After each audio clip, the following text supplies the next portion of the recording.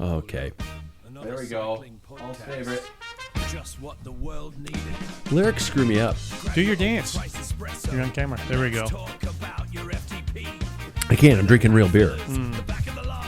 I don't want to spill it. After drinking real beer, you can dance. Exactly. Because everybody's a better dancer. You just defined it. Yeah. Exactly. I was always better at playing pool, too, when I had a couple in me. I think it was because I got lower to the table. Yeah. Like, I'm just going to take your turn, nap. buddy. Oh, Yeah. Hey, what? Okay, bank. Yeah, exactly. It was that much closer to me. All right, here we go, everybody. Poem time. Vingegaard is climbing like a motor's in his frame, winning stages at the Giro like a single-player game. He drops the best contenders, pushing watts we've never seen, while David gets dropped by kids who are 15.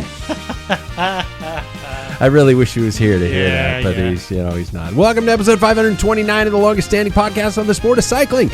Of course, this is the Packfiller podcast. Think of us as a post-ride beer with several friends and one asshole. I am potentially that asshole. I had written the complete Packfiller Empire is here, but they are not. A little Riverside dust in the lungs to show for it, though, but I'm Pat Bulger, and my legs currently feel like they were used as prop design in a low-budget horror film. I said that last week. I didn't change that this week. Let's see who's here with the regular introductions by Big Barn Prologue, brought to us by our friends at Big Barn Brewing. Either you in the store or a beautiful setting in Green Bluff, you know the quality and taste. Big Barn is all that and more. Me, I am having a Campesino IPA right now. We also have their Pilsner and Belgian offerings to round out the palates of our beer snobbery. So grab some today, you guys. Tonight's question. Gentlemen, if you had to live in a dystopian movie series, for example, Mad Max, The Hunger Games, Planet of the Apes, Blade Runner, and that kind of things like that, what would you be and where would you fit into the story? Which one would it be and where would you fit into the story? Sound good? I always pick on Paul, and it's not fair because I got to make him choose something really quick. But that's not my genre. You're not a dystopian movie guy. No. Okay. Well, but I'll just go with one. First and foremost, he is the comeback king, Mr. Paul Main. Come back king. You're going to come back again. Oh, yeah. Yeah, then he's going to get better, and you're going to come back again. Yeah. And again. And again. How are you, man? Good. Well, we'll talk about the knee here in a minute. But if you were in a dystopian movie, which one would it be? Well, the only one that I can think of that I really liked, the other ones I get bored with, is Blade Runner. Okay. Mm-hmm. So you would live in a rainy, futuristic, always dark society with random robots running around getting shot. And who would you be in that? Would you just be a normal dude? Do you remember the scene where the toy maker guy comes in? The little toy's like, jibbity jib. Okay. That'd be me. You're just the toy makers. Yeah. Sebastian's toy. Sebastian's Holy Sebastian's shit, I can't believe I remember all that stuff. That's a great movie. It was one of my favorites. It was modern noir in color. I loved that movie. That's such a great movie. So was the Blade Runner, was he... Decker? Was he a replicant? A replicant. That's the question that no one can answer. Oh my God, I never thought of that. I would think no. Because in the second movie, he would have. So they answered it in the second movie because he still was alive. But the original, what the script was. Yeah. Okay. Mm-hmm. That makes sense. Mm-hmm. I haven't ever read the book. I've heard the book is good. Mm-hmm. Do Androids Dream of Electric Sheep is the name of the book. Really interesting. Good book, I bet. I haven't read it, though. Okay, second of all, he is the official voice of the 24 Hours of Riverside, Mr. Jackson Bulger. How are you, man? I'm good, thanks. You held the lion's share of the announcing this weekend. You did a lot. I just came in occasionally and voiced my inner monologue and then walked away. Yeah, I mean, I was kind of there to support whatever needed to be done. I saw you had other stuff to do, so I thought, hey, I'll just say team names for the next 8 hours. That's pretty much the main load of the job. Yeah. Jackson, if you had to be in a dystopian movie, which would it be and who would you be? I also really like the Blade Runner movies. You do? I do. What would I be, though? I thought I would be like how Ryan Gosling was a Blade Runner. Yeah. But he turned out to actually be a replicant. He was a replicant. Yeah. For sure. I feel like I'd be that. Oh, okay. I'd have a heart for the justice, but something inside me was telling me no. Oh, wow. God, you get okay. Me, I am exhausted even though I haven't touched a bike since Bloom. I have not. I was supposed to. I have not. I was supposed to ride today, but I got home and I had to basically rewrite a podcast because 2 Waples brothers told me they were not coming. And so I had to rewrite the show. And then I got frustrated with my printer because it wouldn't work. And I was sitting here all mad. And I'm like, now I got to go upstairs and fucking ride. And I decided not to ride because that would have just made me more frustrated. I really hope my wife's home because the dogs are going ape shit. Yeah. So I'm assuming she's home with her new haircut. So she'll be all perky and happy and things like that. Me, I would have chosen the Matrix because I would have just been a regular person inside the Matrix, not knowing that I was just being used for fuel and food for the robot overlords. I would just live life happily, eating steak and going about my daily life. Ignorance would be bliss for me. I don't want to be Neo. I don't want to be running around shooting at people. I just want to be just a normal Bill on the street in the Matrix. That would be my job. And by the way, speaking of dystopian movies, Idiocracy is not a how-to movie. Just I want the entire world to know that. If you haven't seen Idiocracy, you should, because it's scary how close we're getting to that movie. It's really, if you've seen the mixed martial art stadium being built outside of our White House right now, you would get a laugh if you've seen Idiocracy. That's the only political statement I'm going to make there. It's official, everybody. My shift of keeping the sport of cycling alive is over for 2026. Someone else needs to come and get the keys. That is right. The 2026 24 Hours of Riverside happened this past weekend, and I'd like to think it went off pretty well. Jackson, as I said earlier, was the main man on the microphone. The Waples boys actually won the men open 5-person team division, and it was good for them. Jackson, I was going to ask those guys pretty in depth about the riding perspective, but as nobody here at the bar really wrote it, nobody at the bar did ride it. But give me your perspective of how things went in terms of the event. I thought it was really smooth. I mean, nothing really seemed to have gone wrong the entire weekend. I definitely got a bit of a different perspective than the riders did, and I've actually never ridden the event either, so I don't really know that aspect of it. But it seemed like everybody was happy. What do you guys think is the allure of this format? It started pretty much in prominence in terms of mountain biking. I would like to say in the early 2000s is when it really kind of had its boom. And it hasn't, a lot of the races disappeared. There was a national series of them for a while. There was a national championship of that for a while. But it never really died out. Some of the really big races, like 24 Hours of Old Pueblo and events have really kept going. What do you guys think is the allure of this format and why it has the sustainability, even though the events are not as many as they used to be? I feel like when it comes to these crazy challenges, the off-road people get really excited about it. I don't know what it is that, I got to fight the mentality almost. Yeah. Is I think what might bring people along with it. Like, when it comes to the solo riders, for instance, I think about it that way. Like this is like me against myself for the next 24 hours. Yeah. And I think some people really get off on that. But then when it comes to the teams too, I think it's like a very, there's a lot of camaraderie when it comes to it. We're all in this together. And we're working for one another. And also some people you don't have to take it too seriously, which I thought was kind of fun about it too. Like, you can either be really competitive and work and feel like you're a strong team together, or you can just kind of have fun, drink beer, and have a really good time with the weekend. So I think all of those aspects kind of bring people to it. I talked to a lot of different people on teams this year, and there were people on 10-person teams, for example, who are like, I'm going to drink beer for 23 hours and then I'm going to sober up and do my one lap.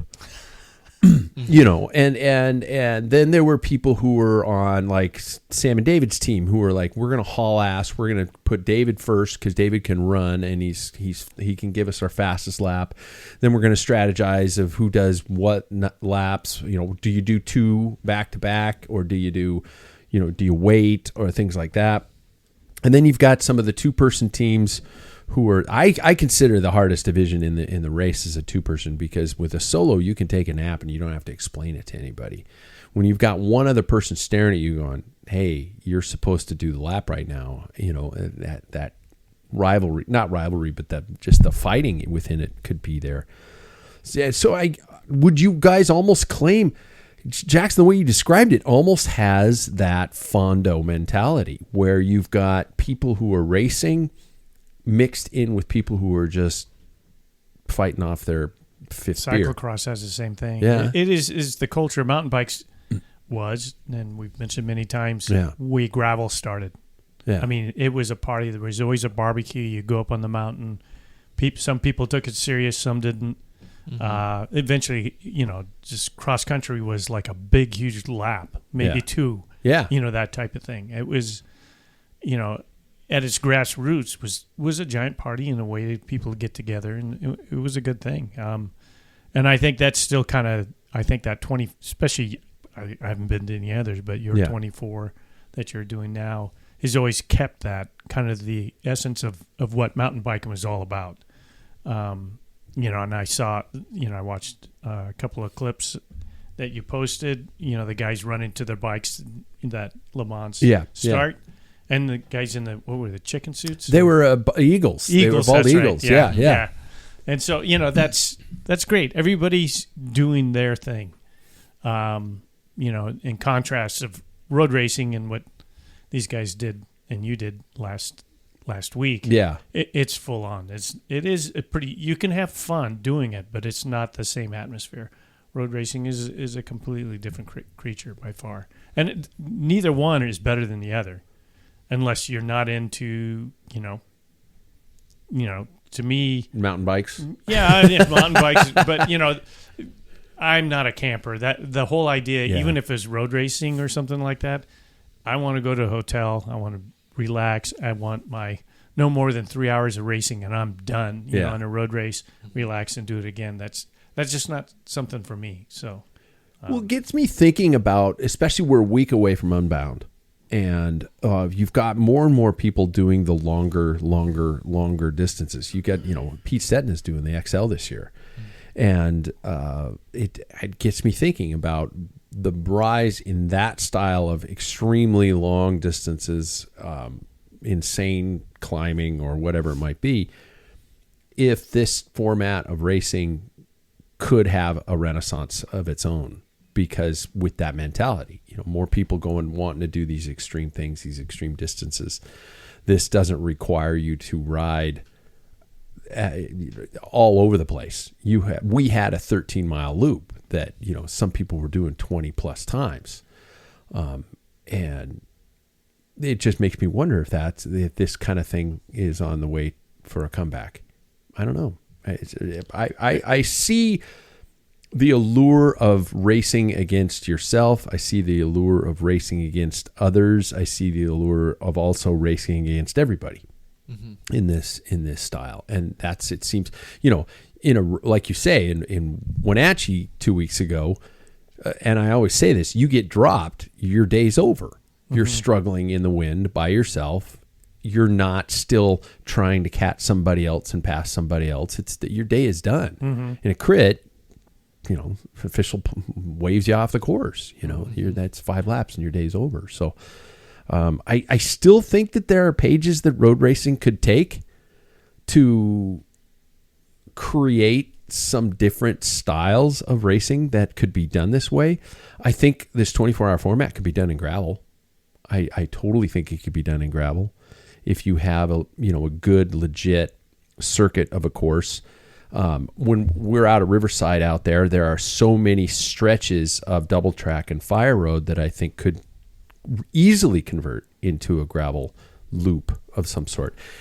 Would it be as technical and exciting, though, is the question. I mean, I think that's not what, no one's really watching. Is anybody in the back watching the race? It's the majority of the people are watching the start-finish. People yeah. So what was it that gravel race, that was a circuit race that David and his wife did here in Spokane? Yeah, remember? That was put on by Giro. There's a potential there if you want to do that format. I think endurance people, there's endurance running, those are trail runners that run 50 plus miles through the. Yeah. I mean, that's still a thing. I think it's not going to really massively grow like everybody wants to do. That's not cut out. There is individuals out there that you can cater to that want to do that. And if you want to provide that in shorter distance, again, just like a Grand Fondo.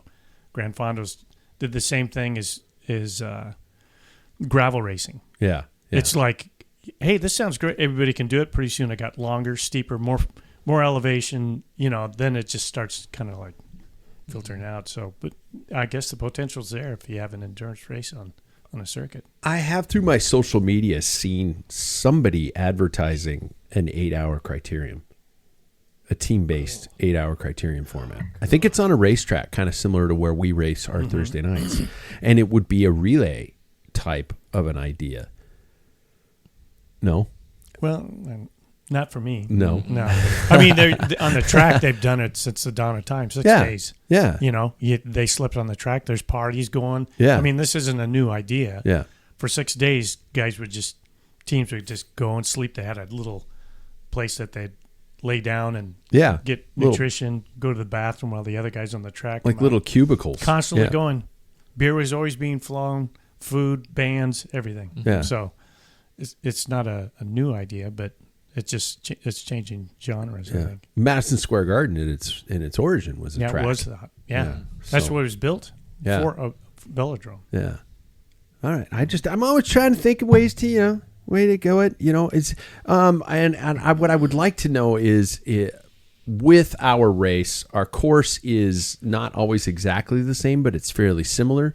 And I would like to know from the listeners out there. I wanted to ask the Waples this, that is there anything that would need that, we've got people who come back year after year after year. I've been personally doing it with my business partner for 5 years. The race ran for 20 years before that. Are there changes that would make it more intriguing, more inviting, more, you willing to keep coming back year after year? Or are you guys cool with what we're doing now? Is a 12 to 14 mile loop with several similar sections in every year worthy? I mean, do you guys want Wenatchee to change the courses of the Tour de Bloom? No. Nope. Paul shook his head. No. You would want to tackle the same course year after year to be able to justify and see how you could do in those on that terrain. Yeah, I could say not only that. I think it's different in road racing. Mm-hmm.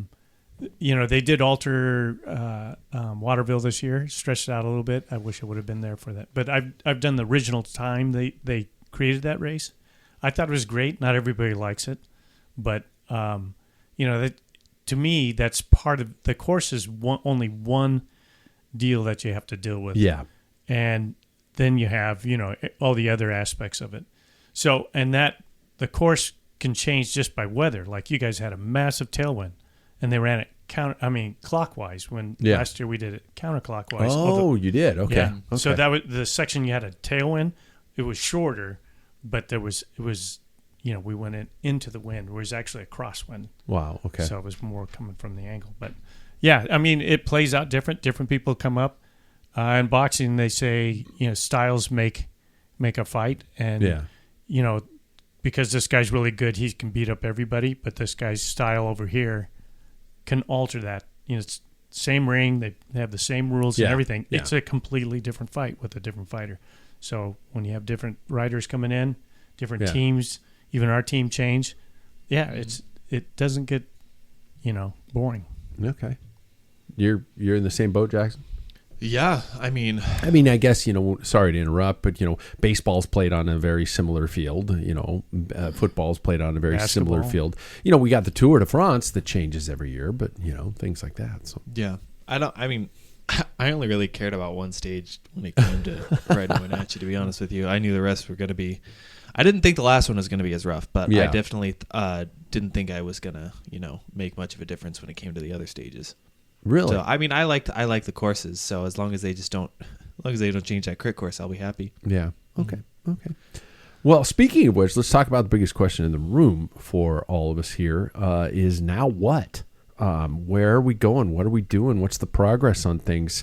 One of my topics tonight is going to be talking about the characters, and this show is about characters. Jackson, first and foremost, give us some updates on the Cyclist Without a Bike. Well, it's funny because I actually just was tinkering with a lot of bike stuff before I got here. So at the moment, I have technically 0 bikes that are able to go out on the road right now. Really? Wow. Yes. The old school aluminum track can't even make it out? No, I think it did the mechanical freeze that your shifter did. Oh, shit. On my rear derailleur, so I can't shift the rear derailleur at all. So I tried working on that today. That is a no. I tried to get my mountain bike together today. That is also a no because the rear brake doesn't grab. Oh, God. So that is a no. So what I'm planning on doing for now, until I'll give the answer to what's actually happening, I'm going to take my gravel bike. I'm going to slam the stem. I'm going to change the saddle, and I'm going to put road tires on it so I can just ride it for the time being. Yeah. I know Sam's very willing to let me ride his bike, so maybe on, race days or TNTs or something like that, maybe we can work something out. But I'm going to do that for my personal training, and then we did order a frame from Time. Yep. So I have an Alpe d'Huez, same one as David. Do you have I have Alpe d'Huez rim brake. Okay. Yeah. Yeah, so I have that frame coming in white. I think it's on its way. I don't know. But now I just need a seat post and a stem and a bottom bracket. My bars, I checked today. I had to rip off that beautiful tape job that you did because it did puncture a hole into it. So I need new tape. No. We can do that. Yeah. And the bars are fine. Good. Which I am thanking my lucky stars the bars are fine. I didn't want to have to buy a new set of bars. So yeah, once that'll come. Stem is proprietary for your BMC though, you said?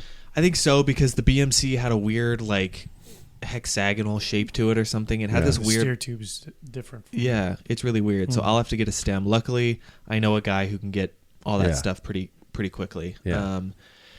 But yeah, I hope. I'm mainly worried now about my electronic gearing fitting because that's first generation Shimano. So I don't know if it's we have to take out what was in the down tube and put it in the bars or what that deal is. I'm a little nervous about that.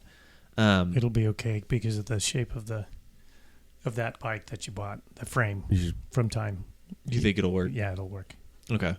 Yeah, because my BMC was really weird because a lot the little spot where you have the control of the electronic shifting was in the down tube in the bottle cage. Down tube or seat tube? Down tube. So it was in the little control box? The control box was in the down tube. So I don't know how we're. You might have to buy different cables and stuff for relocation. It depends. I don't know the routing on that. Yeah. But so that's my only worry at the moment. But it's coming together. What do you think your timeline's like? I don't know. I don't know the tracking of the let's frame. say the frame gets here this week. What do you think your timeline would be after that?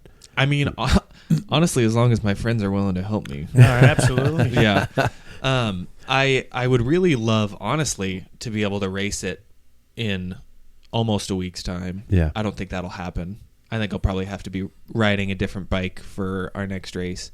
But because I found the seat post. You did. I found it's just a 27.2. It's very standard. It's a very universal frame. Yes, great. That's the beauty of those. Oh my God, Yeah. yes. I'll have to ask what bottom bracket you use because I don't know specifically. It's a press fit. Yeah, it's a press fit. I just don't know what size it is. But anyways, okay. I got to find that. And then once I get the little parts, I kind of want to order them so they all get here same time-ish so we can just kind of slap it together and it works. Yeah.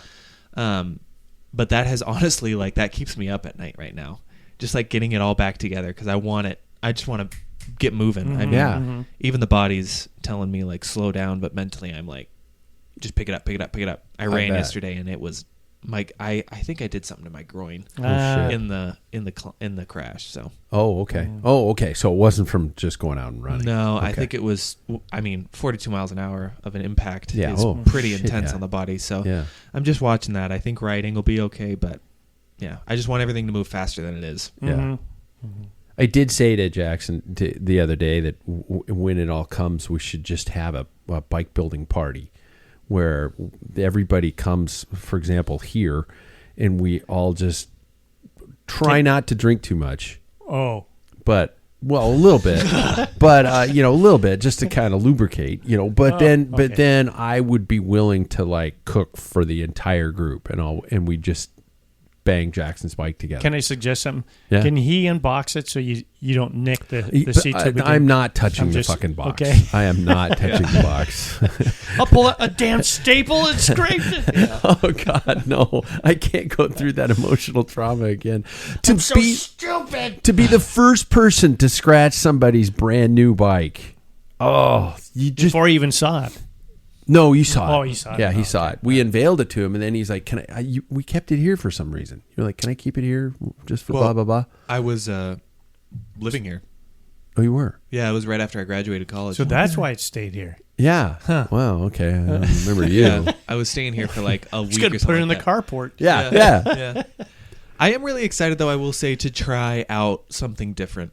Yeah, because you went from an aluminum entry-level bike, let's be honest with it, Yeah. which you put through hell and back, to that, which is a, World Tour level bike. Yeah. And that's been it. Yeah. So I'm anxious to see what the ride difference feels like, what the handling differences feel like, the weight feels like. We know it's going to be probably lighter, correct? Yeah. I would think so. Yeah. Maybe shorter wheelbase the way those are built. Yeah. So it'll be a little quicker in the corners. Softer ride. You're not going to get fatigued on long rides.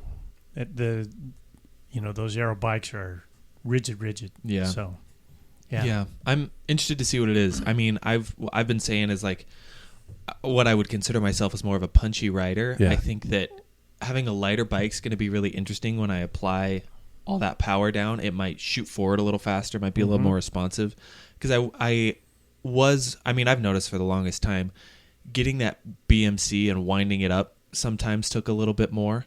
And I don't know if that would be due to weight or just what the situation was, but I'm interested to see what it's going to be. Mm-hmm.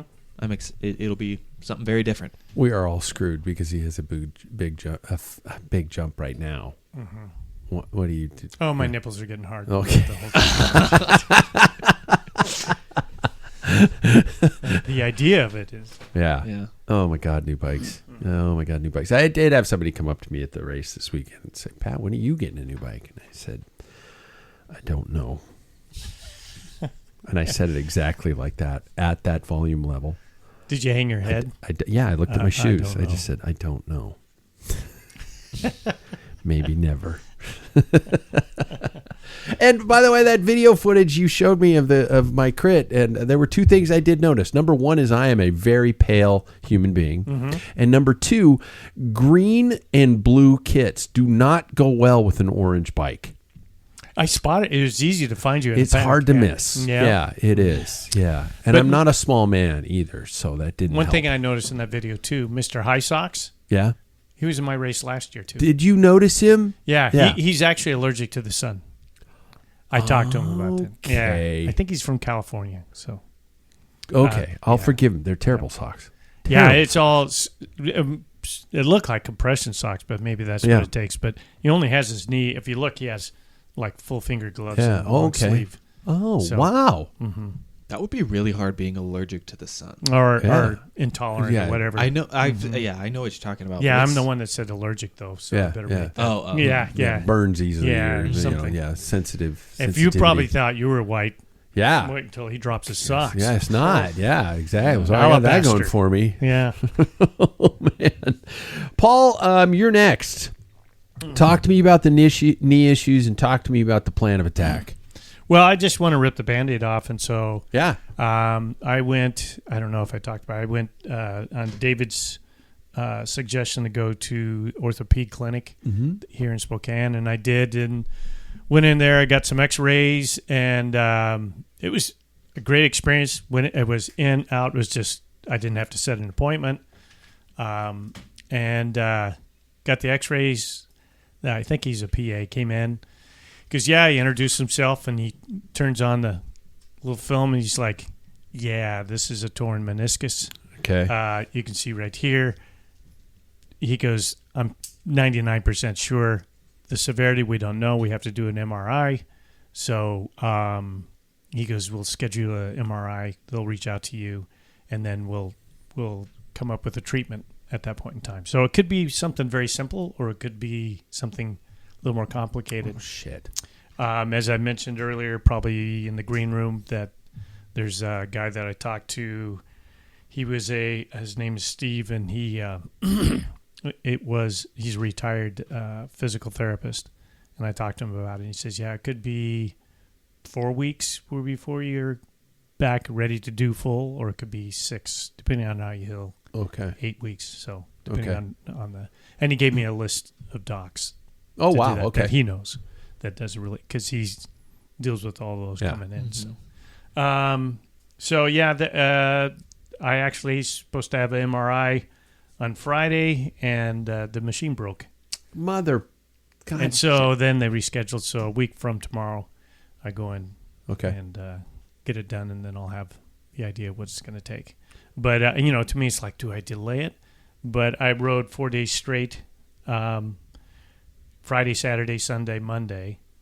And it was okay. I mean, my knee feels good, but it's been fairly warm, but it's kind of a cold, wet day. Yeah. Woke up a little bit. Oh, really? Okay. So, yeah, I don't know. Like even doing, you talked about TNT, I'll probably go do it, but I've noticed, I started looking at my stats. I back off on those rides. Once I start feeling, a little bit of pain, I back off, and a lot of that is at high RPM.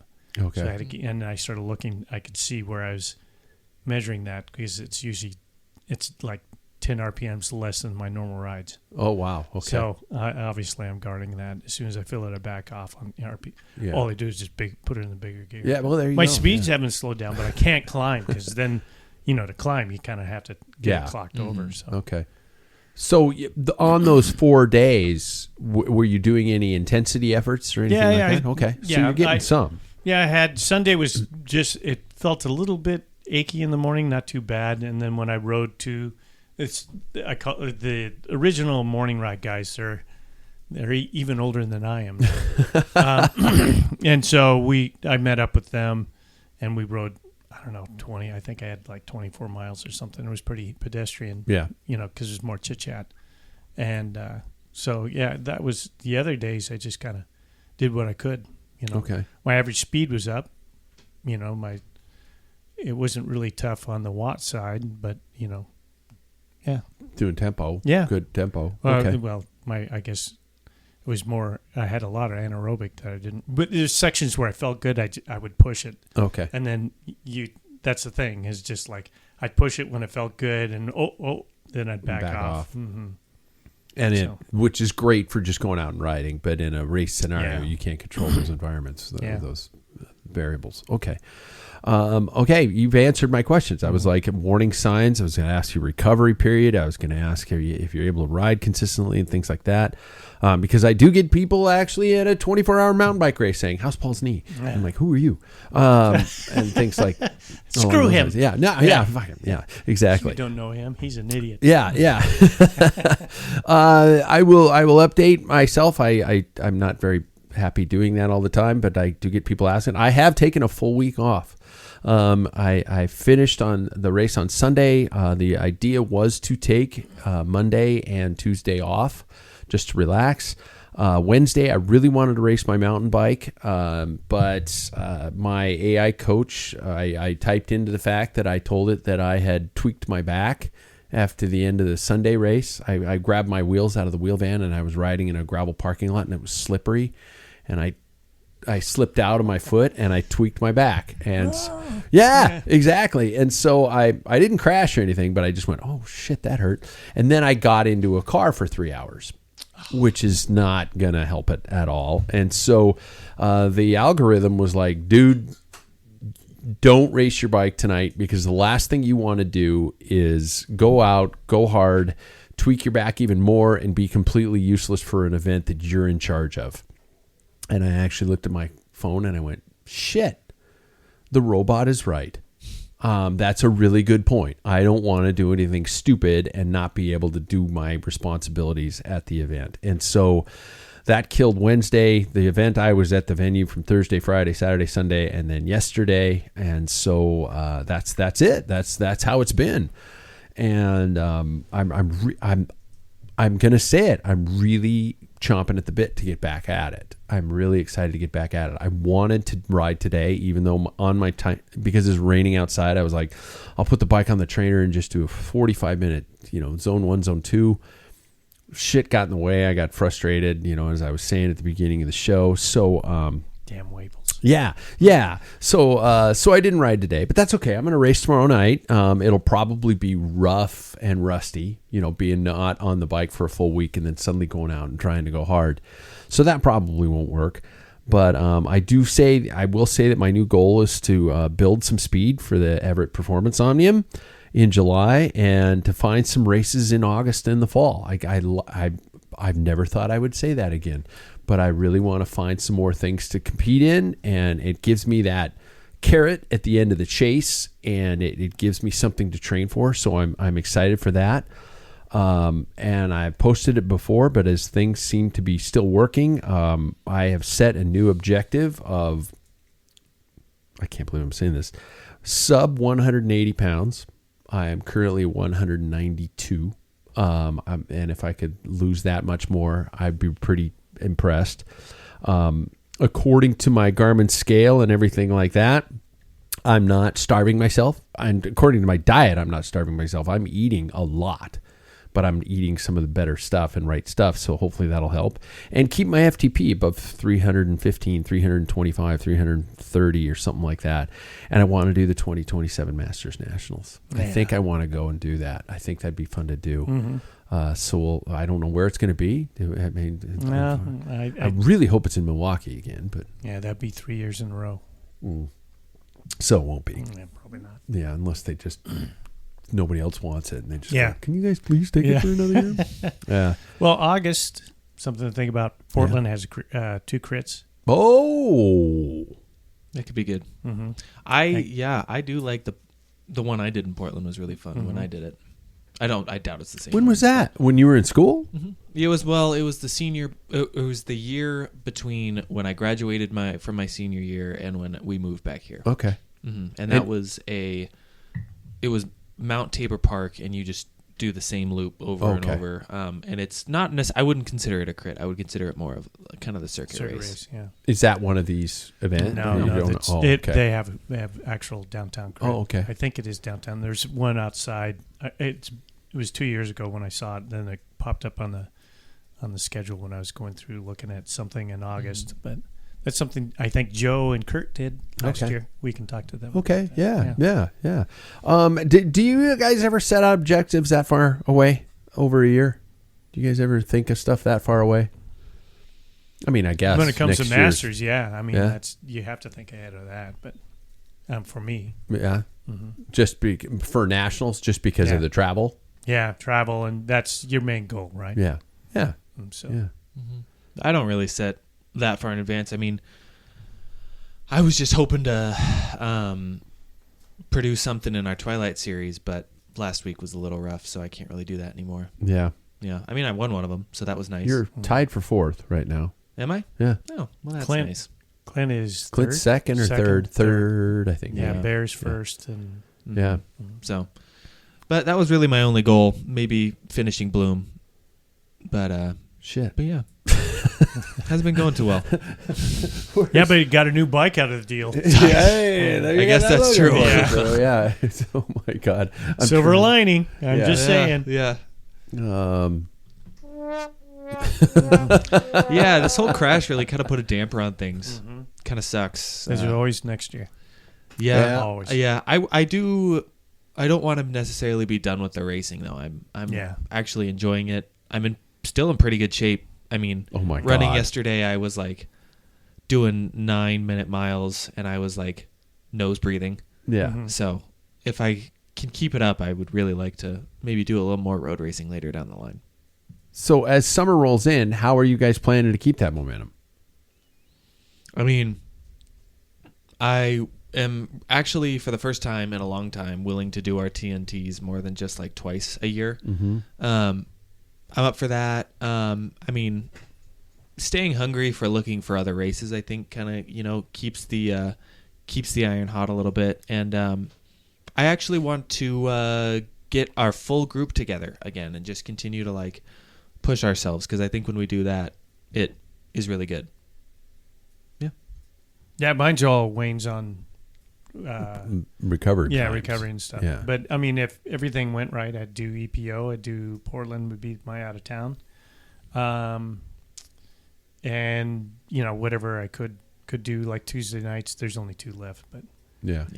there's probably the likelihood I miss those. But even the TNTs that we do, Yeah. it's always good. Yeah. It's, because there's always beer at the end. I like that. There is. We've only done one so far, and we did go out for beers after that, didn't we? Yeah. Oh yeah. Yeah. Yeah. Okay. All right. I just need to know. I'm actually looking forward to the time of the year when we do rides and we go to a brewery afterwards, because it means I can back off a little bit. But that's always, it's kind of funny this early season where everybody's just like, okay, see you later, and it's gone. Because we know that there's a big race coming up. I'm not going to go suck down 2 or 3 beers afterwards and ruin everything I just did. Yeah. What a horrible way to live life. I don't like myself. It's fun. No, I mean, the horrible way to live life is not going for beers. Oh, okay. Afterwards, Gotcha. Because, my God, life's too short. Okay. I did hear, before I switched to our news headlines and talk about the Giro that I've barely been watching. Have you guys been watching? Oh, yeah. Okay. Every morning. Yeah. Okay. Before I did get some people talking quite a bit at length to us about that Bloom race episode, and talking about the potential fact, I guess I kind of covered it here, that road racing in the United States is going to, those downtown crits are going to just kind of keep fading away, and we're going to end up with business park kind of closed course things. What was the rationale on that? Well, the fact that we're looking at road races in this country being reduced due to the fact that you need follow cars, you need rolling enclosures, That part you need I those types of things. As in parking lot crits, as opposed to downtown. Just that road closures, that people are becoming more resistant to closing city streets. I hope that's not the case. Yeah. I hope that we can finally find a way to restore not even participants, but an audience. I think that is so critical, that we find an audience for cycling, and that's just, I think that's going to be the make or break moment of it. And so with that, I am going to do some news headlines, but I want to kind of jump to this topic that I wanted to talk about. A very strong element of the sport, especially around teams like Unibet, the Rose Rockets, and a multitude of individual riders, is a rise of media, both through social and their content sites like YouTube. You guys got me onto Unibet earlier this year, and I have been incredibly. I've subscribed to their channel. I've watched their content quite often. They have capitalized on this style of promotion and methods of creating this viewing audience. That's how they started. And with the team, they've created the cast of characters that we now all care about. Unibet hasn't won a single race in the Giro. They've gotten close on some stages, but they haven't really been of prominence. But I wonder what their sponsor exposure is like compared to some of the other teams out there. What they're doing is, in essence, bringing an audience to the sport, and it doesn't matter how they finish. Well, just the feedback on, like, even Matt Stevens and stuff. It's interesting. I think they've created, like you said, cast of characters and stuff. They're such an underdog that what really helped expose them to is the ASO shunned them. Yeah. Not to come in the tour. And so now it's like, David and Goliath.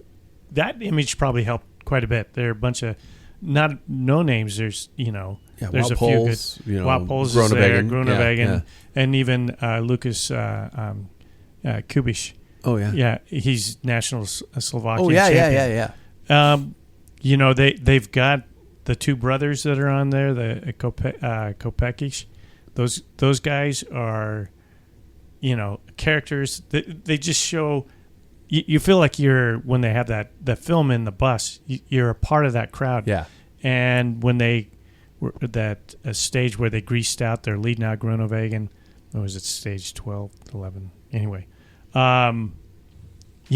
you could almost feel it. A collective sigh around the world. Yeah. Everybody wants them.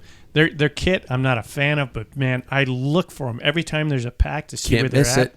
Yeah, it is like everybody wants them to win. Kind of like the Wout experience in the sprint at Paris-Roubaix.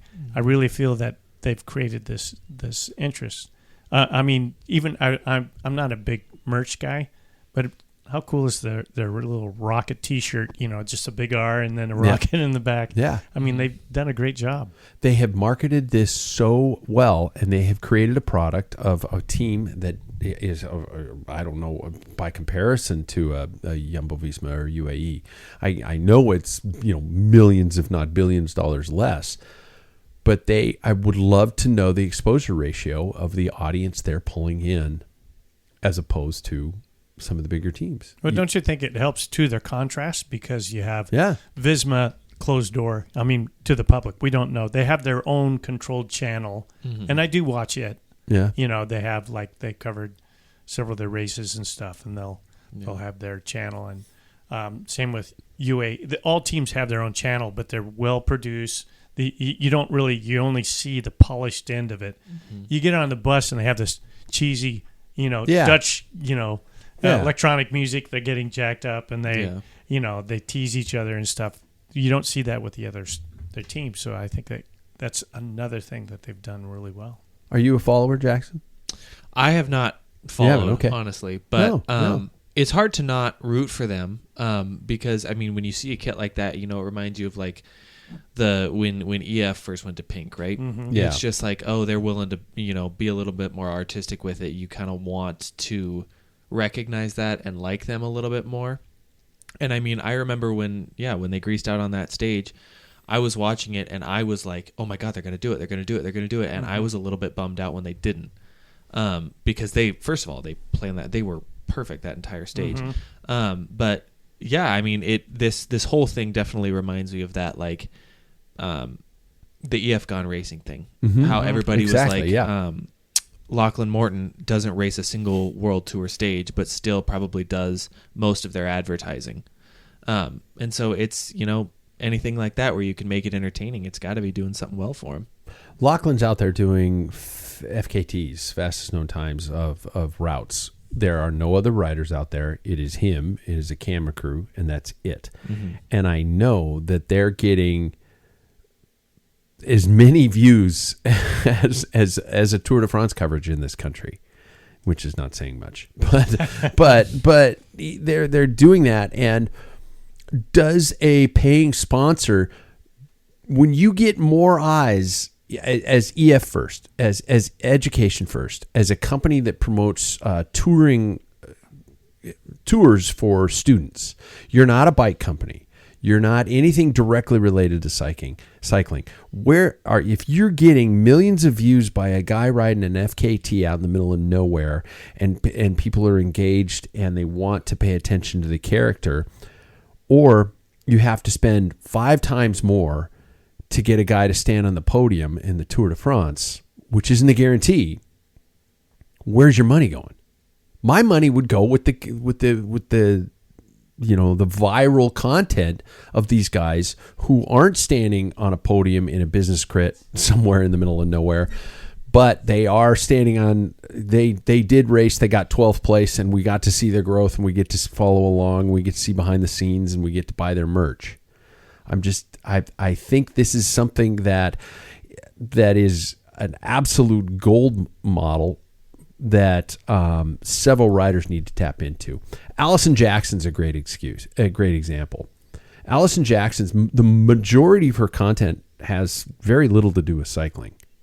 She's dancing. She's doing just goofy shit. But that's a marketable entity. She is out there creating this content, and people are following her and following her and following her. I'm not saying we have to create an influencer culture in the sport, but boy, oh boy, it really helps get people into the sport, especially when bike races are getting harder and harder to watch.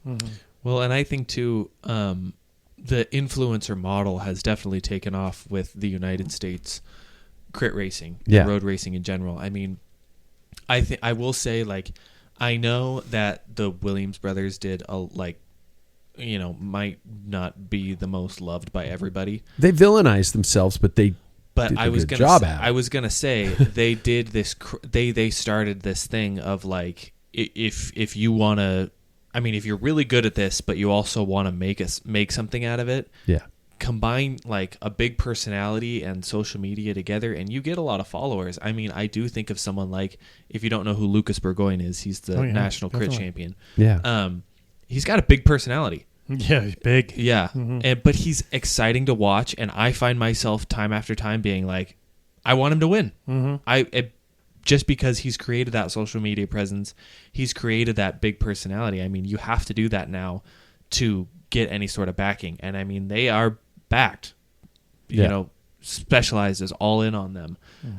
They get other big sponsors throughout, and other big riders as well come over to them. So it's definitely that time in the world where you gotta market yourself to be able to make anything out of it. I also think the industry needs to wake the fuck up to this. I think the bike industry really needs to wake up to it, because there's a lot of, I will not name any names, but a specific company I was talking to about their social media content was about creating what they called evergreen content, which is a post that you can look at year after year after year and it still stands. Okay, which means it's a beautiful woman riding a bike or something like that. Sure, it's evergreen, but it's going to get clicked through. Nobody's going to give a flying shit. It's just taking up space in your timeline. I couldn't disagree more, because I think that if it's Allison Jackson dancing in her EF kit or her new team's kit, with pink shoes on or something like that, that's going to be something that moment is going to make people laugh, get engaged, and go, wait, I want to look more into her content and find more out about the sport, find more out about cycling. I don't think something that can stand the test of time is going to make anybody excited. You got to get people engaged, and I think sponsors outside of the cycling industry are getting that, but I don't think the cycling industry is getting it. Well, and I will say too, I don't think there is anything that is when it comes to social media that is evergreen, will ever be that way. I can name one person's account that I have gone back through and looked at, two, because I want to see those old posts. It's mine and my wife's. Yeah, really. I'm not going through brands' accounts trying to look at that beautiful piece of, that bike. Yeah. I don't care. I want something new. Everybody wants something new all the time. So I agree with that. I think it's got to be something new. It's got to be something fresh. And it's tough because it's such a tradition-based sport that you want everything to kind of last the test of time. Yeah. But a story is evergreen, in my opinion. I will rewatch Tyler's Impossible Routes. I will rewatch those videos because there's a story involved in there. I will watch all these the Lachlan's content because there's something going on. The Netflix series that was created, what was it? Unchained was a great content because it's something that people are going to get engaged in, and it teaches people outside of the sport something about it. That's what brings people in. Yeah.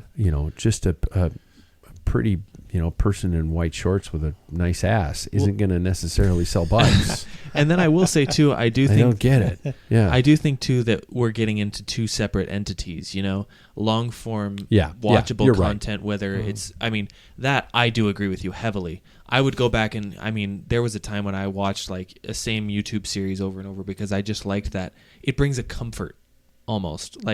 There are certain television series that people watch that just bring comfort to them, so they like to watch it. But when it comes to social media, the industry's got to make something new, something different that isn't just the same post, because you are just scrolling through it. You're burning. You open it up and it's something new every time. Yeah. And so you can't post the same picture every time.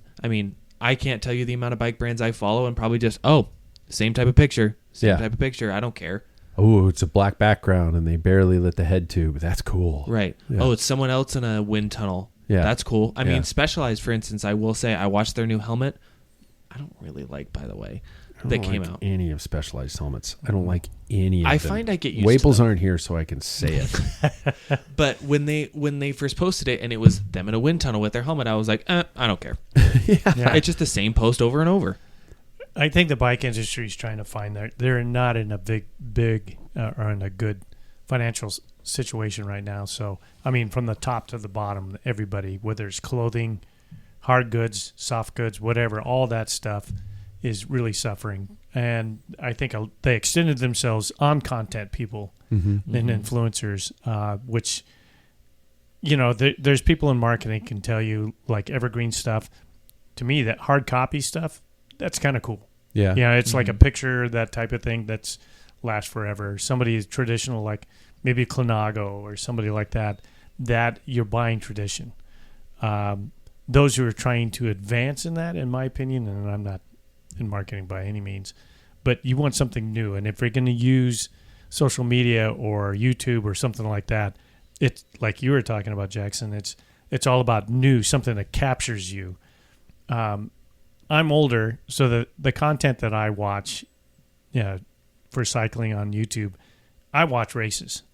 I watch, Will Hardin and North Cycling, where Lucas Burgoyne people drop their footage, kind of like what I sent to you. Yeah. And then they analyze what they should have done at this point in time. That's what I use like YouTube for. Advertisements, I blow over. If I see ad on it, even if it's because when GCN does like, a gravel thing and it has ad on it, which means that they're going to have to take a break and talk about their canyon that was given her the Orbea, whatever, blah, blah, blah, and they go through that spiel. I'm not even interested. I want, this is me, but I'm an older guy, and I want content. I want at least 10, 15 minutes of criterium coverage or road racing, inside stuff to see. That's the stuff I'm into. Yeah. But does that really create an interest for a certain style or people to purchase a product? I don't know. Yeah. And it's tough too, I think, because, I mean, coming right from, the bike purchasing world, you can influence someone as much as you want. You can sit behind a camera or sit behind a phone and being like, I bought this bike. Let's advertise this bike. This is a great bike. And then you click on the link and it's $15,000. Yeah. That is the most inaccessible thing I could possibly have clicked on. Like, it's a tough world to advertise the bike industry. My shorts that I was wearing in the crash, $200 shorts. They only had 2 little holes in them, so they're good. They're nice. good. Okay. The jersey that I wore, shredded, over $130. Yeah. That's a lot of money. Mm-hmm. Yeah. That it's tough to find your right audience for. It's just really hard. It is a very specific demographic. Yeah. Exactly. Yeah. Yeah. You're talking about. Okay.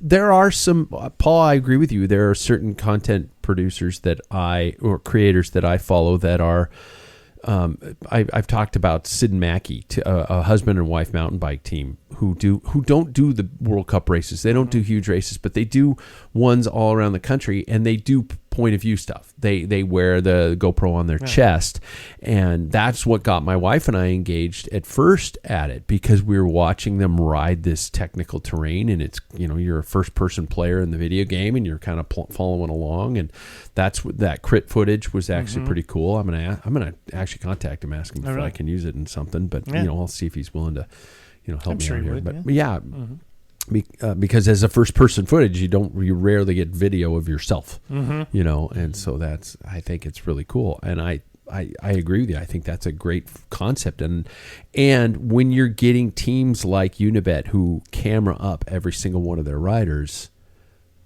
that's something you don't get. That inside the peloton feel that I think is also something that's going to come about. And I think people, whenever they see something done on YouTube, or even like the small little things that you've already done, production is time consuming. Editing is insane. huge. Yeah. And for Unibet to turn things over that fast. Yeah. I'm thinking how they're probably not really worried about money. They're just wanting to their goal is the Tour de France. Yeah. And hopefully they can continue this on after that point. But yeah, anybody that's Like even the guy from Seattle that had the film Yeah. footage I sent you of your crit, I'm like, man, I give credit to anybody. You pacing, that's time Sure. consuming. Yeah.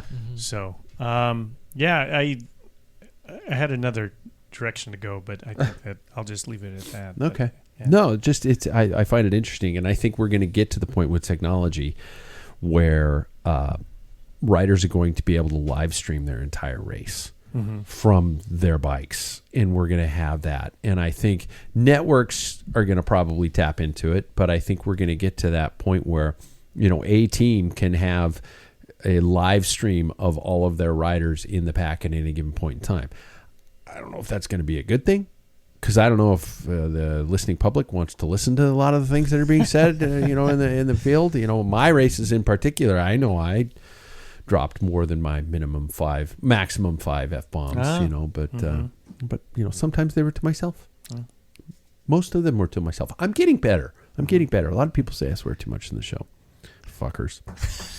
They just need to grow up. Right? You know? Thank you. It's a part of life. It's spice to my sentence. Spice. It's an adjective, a verb, Yes, noun. it is. Yeah, It's exactly. No okay. big deal. Yeah. Okay, let's do a quick news recap brought to us by our friends at Athletic Brewing. If you can't drink Big Barn because why would you? But sometimes you have to stay off the alcohol, and so you go to Athletic, and Athletic's been really kind to us and provided us with some product and stuff like that. So I told them I'd give them a couple plugs because it's good shit. Thank you to Athletic.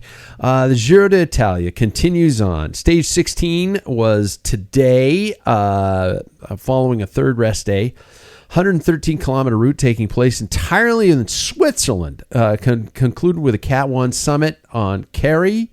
Jonas Vingegaard, of course, claimed the stage victory, securing his fourth-stage win of the Giro. He launched a decisive attack on the final ascent, and I'd like to know what you guys think about that decisive attack. I think it was the only one he made on the day, and it changed everything else. Felix Gall from Decathlon finished second on the stage, arriving over a minute after Vingegaard. Just riding basically everybody off his wheel. We know Visma Lease bike is strong, but is this more of the nobody can beat Jonas kind of thing? I mean, is there anybody? Did we all predicted when this whole thing started that it was going to be a roll away from Jonas? So are we surprised? And would we like to see anybody else make it happen? I mean, nobody else will. Sorry, barring a crash or something. Yeah, he's got 7 minutes now. Does that make? Oh my God. Does that make the Giro boring? No, I mean, I think there's a race within the race, and I guess in my opinion, as somebody who's not familiar with cycling, there's other things to watch. Yeah. You got Unibet. See what they could do. Yeah. They're still trying to get their first Grand Tour stage, and Poles was 8th place a couple of days ago. Yeah. He was in the breakaway, and yeah. Anyway, I think there's many things to watch, and that's one thing about Grand Tours. There's more than just the guy who wins the race. So, he could have a bad day, but I don't think so. That's where the social media content is going to come in to help, because people are going to start rooting for riders that aren't going to win these big races. A classic is a classic. You have a classic, you get to see the winner. I think stage racing is a tougher pill to market. I think it's really a tough thing to do. It's like trying to teach somebody about the NFL, but only basing it upon the outcome of the Super Bowl. Yeah, which typically is a terrible game. Yeah, Yeah. And I also think I would almost compare it to like a soccer situation. How it's like you have the Premier League, but then you have the FA Cup, but then you have the UEFA Champions League. It's like all of these stupid things that you just can't explain. Yeah, and ties happen. Speaking of the Giro, we did have an interesting day prior to the rest day. An unexpected outcome in stage 15. Breakaway group successfully held off the peloton. Taking the stage victory was Frederick Diversnes. I hope I'm close on that. But the controversy of the race organizers neutralizing the final laps around the Milan city center for the general classification made after Jonas Vingegaard and other riders raised concerns about the commissaires regarding the safety of the urban road furniture. So that neutralization kind of demoralized the sprint team's efforts to return to bring back the break. Some would say that, and it brought a really interesting dynamic into it. I guess my two extremes of this are the riders right in that the courses are too dangerous in these sections, or are the riders getting too soft because they hit a pothole? I don't know. I'd be really interested to hear what you guys have to say, because speeds are definitely different than they've ever been before.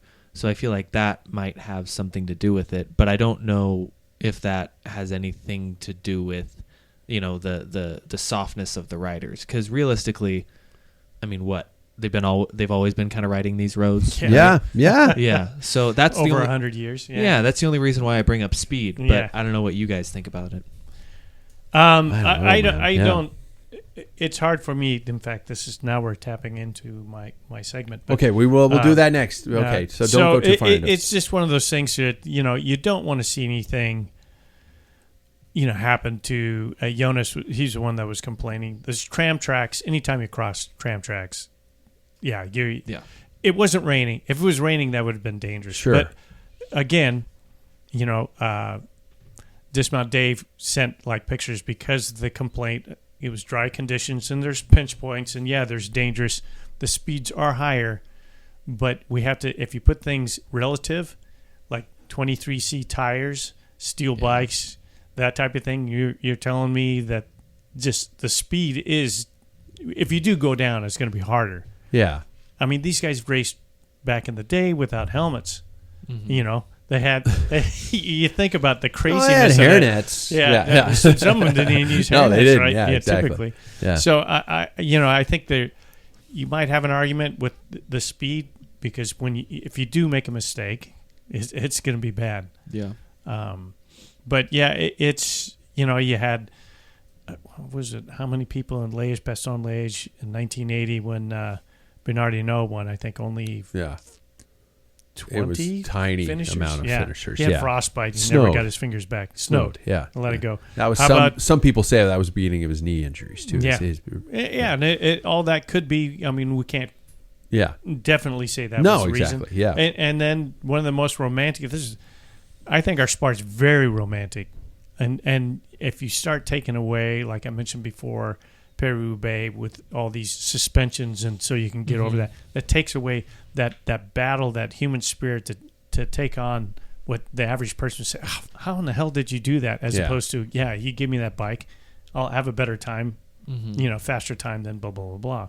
So, I mean, the other example, one of the greatest victories in a Grand Tour for an American, in my opinion, outside of 1989, no, that'll never be, is 1988, the Giro won by Andy Hampstead. Oh, yeah. He didn't get the pink jersey on that stage in Agava and climbing over that, but he was, it was snowing.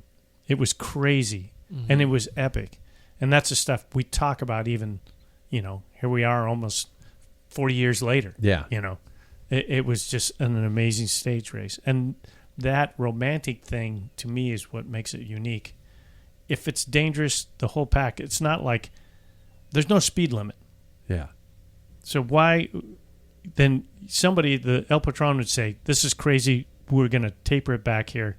We don't have that anymore. Yeah, we had rim brakes and snow going down a mountain, and they were able to stay upright. Yeah. As opposed to now we have technology. It's just, I don't know. Huh. I don't know. This whole thing, I mean, you mentioned Paris-Roubaix too. It reminds me of the fact that, I even, was it the road furniture specifically, or was it the road itself? The road was pretty much, and the tracks. Okay. There's potholes and stuff. Yeah. Because it does make me think of a road like Paris-Roubaix, or a race like Paris-Roubaix, I really couldn't think of a worse road condition. They wouldn't have a race. You couldn't organize a race today based on that. Yeah. No. Because, I mean, I think of a pretty well-known cyclist who's won a lot of Grand Tours, who's gotten second in it quite a few times, hasn't complained a word about it. Yeah. So I don't know. I think that's really interesting that it was complained about so heavily, and I really wonder if it was because it was in a Grand Tour. that certain riders are like, I don't want to ruin my chances. Like, I don't feel safe, so I need to kind of complain about it. I'm not saying that's what it is. I'm not saying it was not dangerous, but it was just.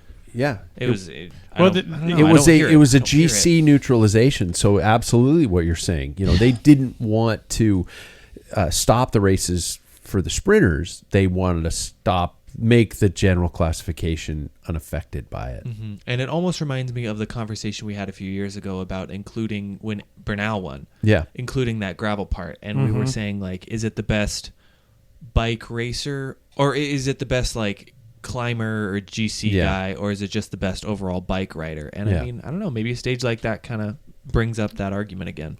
Well, and that's true. And every time they put in cobbles, it's always a discussion. Yeah. TJ Van Garderen says there's no room for that in the Grand Tours, but they've been doing it. You should have seen the roads originally when the tour was. It was a pavement. Yeah. You want to talk about the spirit of gravel? Yeah, exactly. Yeah. So I think that there's money's involved, which changes everything. You have millions of dollars bidding on Jonas or Tade, or even back in the day, the complaint in 2013, Chris Froome crashed out.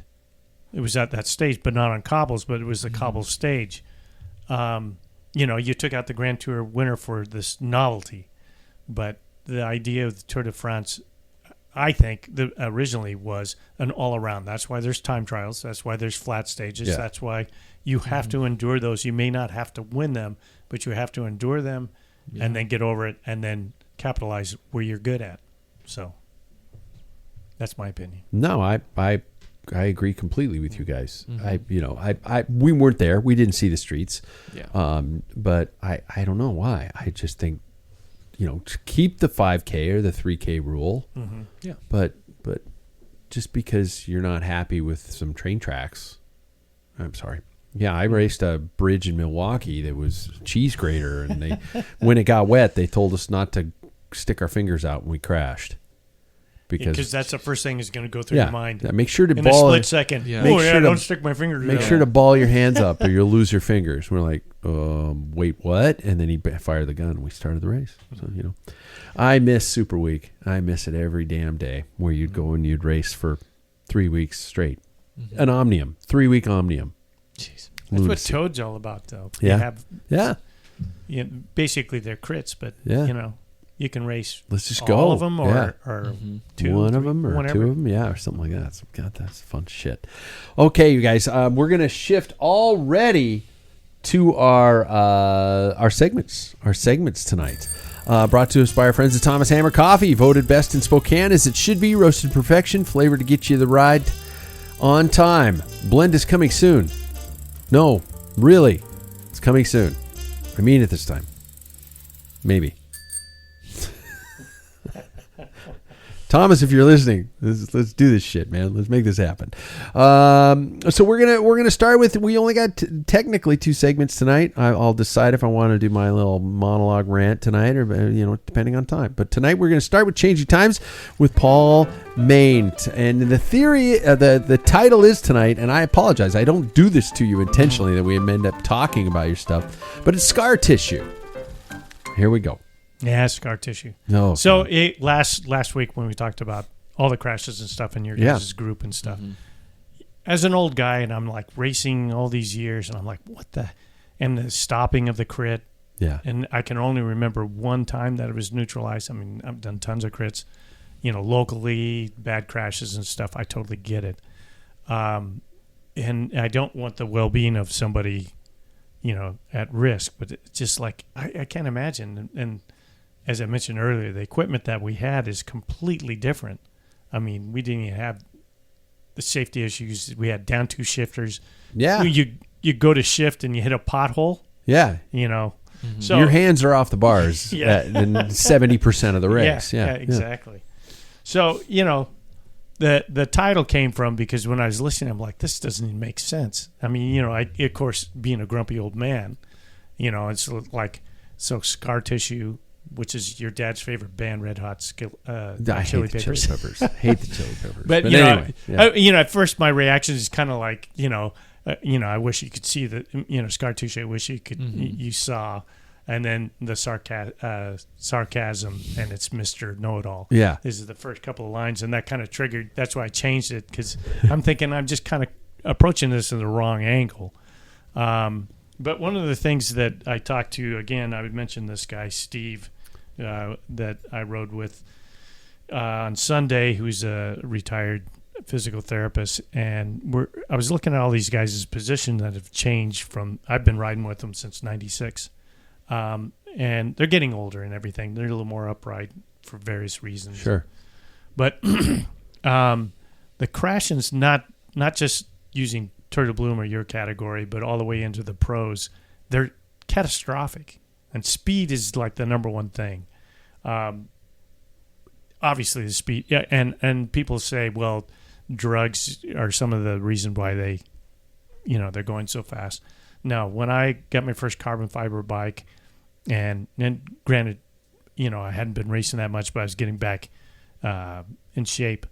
I was crushing my time that I had in my 20s in my 40s. I'm like, wow. I mean, just the equipment to shift. I had a down two shifter that I had to sit down to shift to get in a lower gear and stand back up to climb. Now I can stand and click. I mean, there's small little things like that.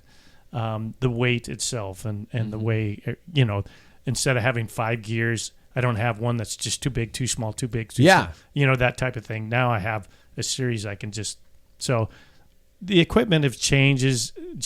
And so with speed comes, when you crash, you're really hurt. But one thing that I noticed is a lot of people, broken backs, broken ribs like myself, all those are over the top type of stuff. And I'm like, we had over the top, and I've crashed over the top, but now it's like more common. I mean, there's more common. If you think about it, a lot of people are going over the top, and I started thinking about Remco when he was on that break. What was it in Catalina? Catalunya. Catalunya. That was a gnarly crash. Yeah. He said he hit a pothole, but he didn't hit anything. No. Yeah. He hit his front brake. Yeah. And I'm like, here we go. Well, and I don't want to get this into being like the old man who's, get rid of all this. Let's go back to steel frames. I don't want to go backwards. So I'm going to kind of go through my rant a little bit.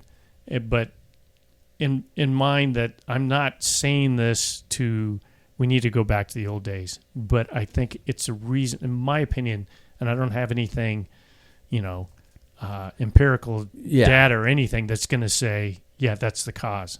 So anyway, I had to write it down. So some of the things, do you guys think crashes, and especially going to you, have increased even on the local or even the pro? Yes. Than you remember? Yes. Yeah. And I agree. I Even would say. from my, I've been doing it for a little bit longer than I really feel like I have been, but it's been increased at the big races, it feels like. And these are the things that I agree, and some of the things that I was kind of like, well, why is that? Why would that be? And I think lack of experience is a huge thing. We have people who have tremendous power that, and I can't, again, I don't have any data. Well, you're coming off a career on Zwift, and you suddenly have massive that was FTP. One of those things. Yeah. And I came across a couple of guys that are 40 plus that, that's all they talk about, and that's what they train for. Yeah. But you're on a stagnant bike, it's completely different. And even watching those crits at Bloom, I'm like, wow. I'm amazed that's how so many people don't really know how to fill gaps and be safe and stuff like that.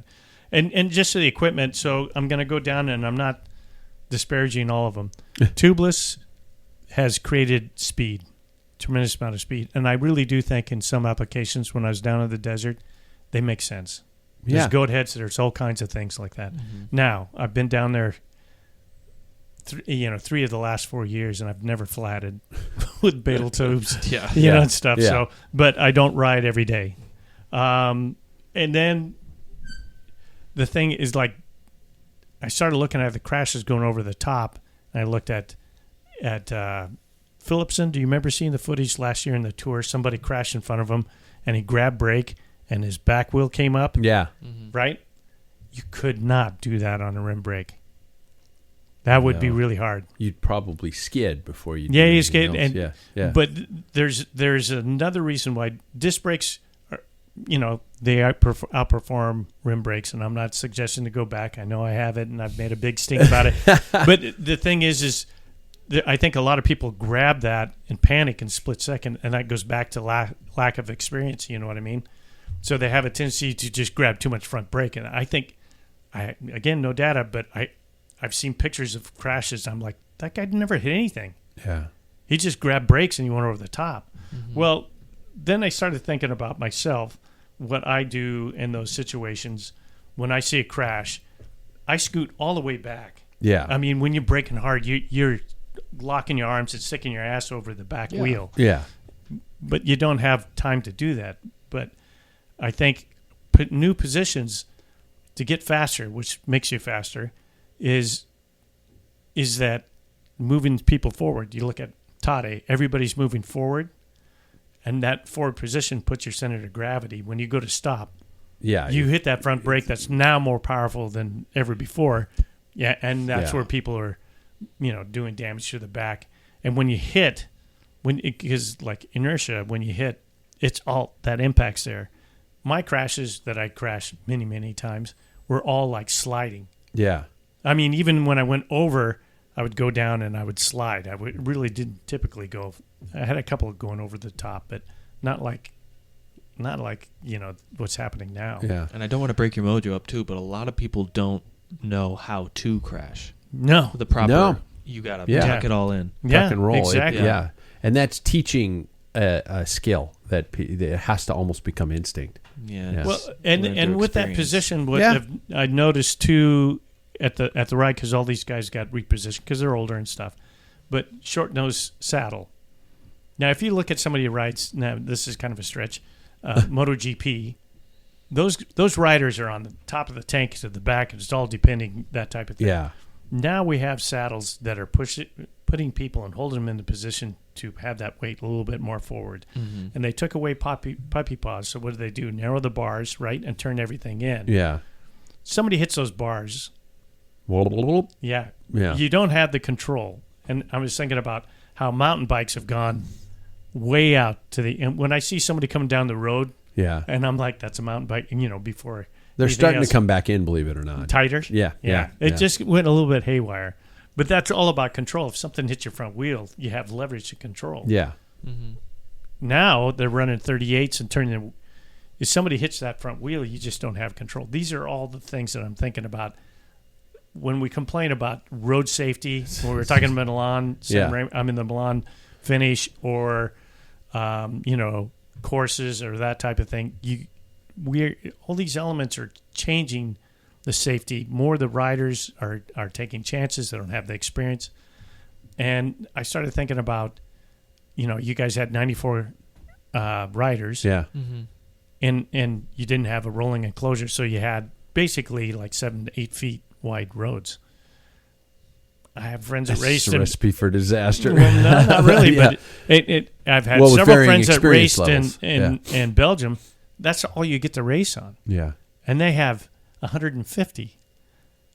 And the biggest complaint is the Belgian guys, this is that lack of experience getting back. The Belgian guys, since they're little kids, know how to position. They know how to weave through and everything, and they bump and stuff. We have these roads that are enormous, and we're Americans. We're big, wide, and everything. So I think this is basically, I wind it down. I think it's possibly the recipe of why we're having the situation that we are. I don't have a solution to it. Yeah. But I think a reason, once you find the reason why this is happening, maybe somebody way smarter than me, well, it wouldn't take much for that, but that could probably say, hey, listen, let's have some clinics, let's kind of look at, we're kind of going to an extreme, tight, narrow, seat forward, all the weight forward. Yeah. Hit that front brake in a panic when you're in that position. Boom, you're going to be Remco and find yourself eating asphalt. I think for the first time in a little while, too, I've really noticed we bring up the experience and how to handle all of that. I'm thinking about when you say people are braking super hard, they're angling their weight in the right area, or when they're in a pack, they need to specifically position themselves in the right way. If they touch, it's not a big deal. You just keep going. I think all of I agree that all of these components come together to just combine with an experience. It's just not a good thing, and I would almost love to make it a little harder to get to a Cat 3. Make it a little harder to get to a Cat 2. I mean, I know that they have to keep people involved, but like, I feel like just this year, I feel like I have the experience level to actually consider myself worthy of being in those Cat 2 races. Last year, when I was a 3, I was a little nervous, and I mean, you know, I'm self-aware. I can understand that I needed to place myself in positions that were a little bit further from people so I didn't endanger others. But not everybody's like that. And I think making it a little harder, I don't know, maybe that could be an answer. I just want it to be a little bit different from what we experienced. I agree. I think, you know, in those situations, I don't want to see 94-person Cat 2-3 races go away because they're unsafe. Because those races that those crashes happen on been raced for 15, 20 years. Yeah. Why now? And 94 riders is technically a good thing. You want that many people in your race. You don't want 9. Yeah, you know? exactly. Yeah. And it's I don't want to get to the point where people feel discouraged about road racing. And I was very happy. This is another thing I was going to add on. My concern, because this is the sport I love, I don't want to hear, like you just say, forget it, this is not worth it. You know, and it's like, no, you're giving up the dream. I mean, to me, it's like, I don't want anybody to think ill of road cycling. I think it's a very unique, romantic, you know, special sport. It could be an individual team, the camaraderie that we have, like even when we went to Missoula or Wenatchee, that stuff is fun. Then the personal battle and then helping teammates out. It's the most unique sport in the world, I think. And I don't want people to think ill about it, but I think we need to make, I don't know, some kind of adjustment, I guess, as an individual. Yeah. And I think one thing that's funny about this sport, too, is that that's just kind of a part of it. You know, the craziness and the chaos, and sometimes, unfortunately, the crashes are kind of a part of it. But as somebody who went through it, saw all that stuff, I can't say that a couple of days later I was thinking, I bet you next year will be a little different. It's just because you're right. It shouldn't deter you because one little thing happens to go wrong. I mean, this was a pretty big thing, and I'm not downplaying the injuries and things that people went through, but like, I don't know. For me personally, I love it, and I want to keep doing it, even if this is a part of it. Yeah.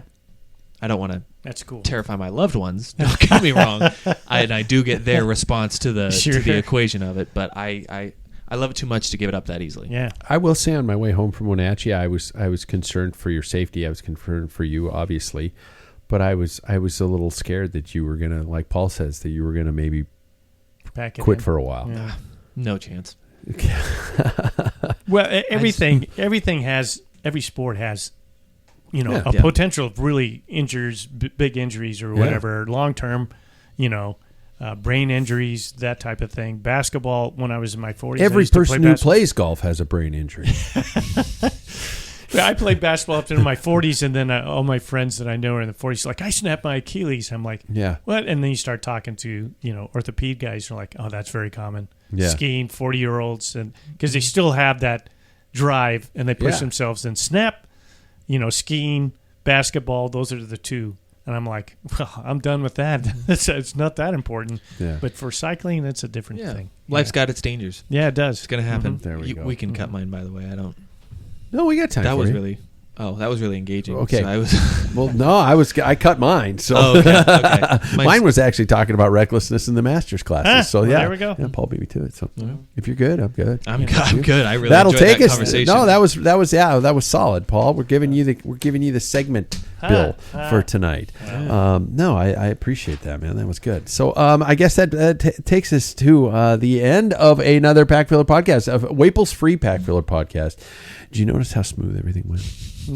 You know it takes us to our final K, gentlemen. First and foremost, everybody keep the Riverside down. Check your ego. Like and subscribe. And stay with us. Keep following us. Keep saying hi to us out there. If I see you and I happen to have any C Bikes bands, I'm going to just start carrying about 10 or 12 of them with me everywhere I go and start handing them out.